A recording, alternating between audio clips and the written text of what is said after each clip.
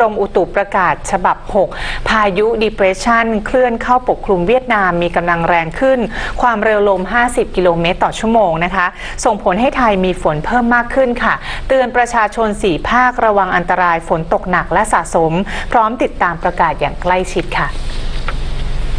กรมอุตุนิยมวิทยาได้ออกประกาศฉบับที่ 6 นะคะเรื่องพายุ Depression บริเวณทะเลจีนใต้ตอนกลางโดยระบุว่าทั่วทุกภาคของประเทศไทยมีฝนตกเพิ่มมากขึ้นโดยมีฝนตกหนักบางแห่งในภาคตะวันออกเฉียงเหนือ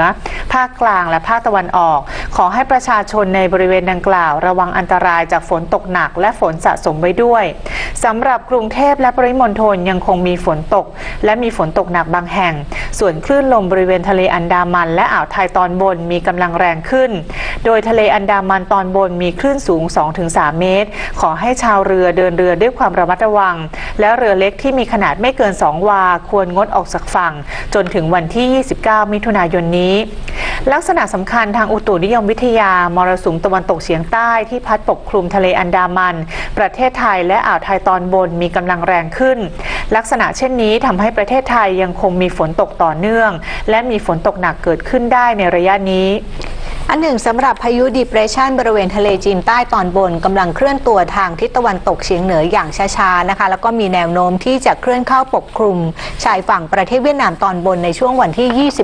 26-28 มิถุนายน 2559 ภาคเหนือมีเมฆมากกับมีฝนฟ้าคะนอง170ของพื้นที่ส่วนมากบริเวณจังหวัดแม่ฮ่องสอนเชียงใหม่เชียงรายพะเยาแพร่น่านพิษณุโลกเพชรบูรณ์พิจิตรกำแพงเพชรและตากภาคตะวันออกเฉียงเหนือมีเมฆมากกับมีฝนฟ้าคะนอง170ของพื้นที่และมีฝนตกหนักบางแห่งส่วนมากบริเวณจังหวัดอุดรธานีหนองบัวลำพูบึงกาฬสกลนครนครพนมกาฬสินธุ์สุรินทร์และอุบลราชธานีภาคกลางมีเมฆมากกับมีฝนฟ้าคะนอง160ของพื้นที่และมีฝนตกหนักบางแห่งนะคะส่วนมากบริเวณจังหวัดราชบุรีสุพรรณบุรีกาญจนบุรีอุทัยธานีนครสวรรค์ลพบุรีและสระบุรีมาที่ภาคตะวันออกนะคะมีเมฆมากกับมีฝนฟ้าคะนอง170ของพื้นที่และมีฝนตกหนักบางแห่งส่วนมากบริเวณจังหวัดปราจีนบุรีชลบุรีระยองจันทบุรีและตราดทะเลมีคลื่นสูง 1-2 เมตรบริเวณฝนฟ้าคะนองมีคลื่นสูงมากกว่า2เมตรค่ะ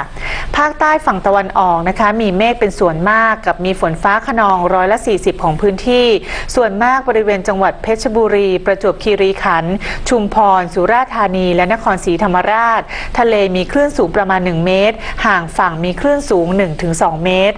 ภาคใต้ฝั่งตะวันตกมีเมฆมากกับมีฝนฟ้าคะนอง140ของพื้นที่ส่วนมากบริเวณจังหวัดระนองพังงาและภูเก็ตทะเลมีคลื่นสูง 2-3 เมตรบริเวณที่มีฝนฟ้าคะนองคลื่นสูงมากกว่า3เมตรตั้งแต่จังหวัดกระบี่ลงไป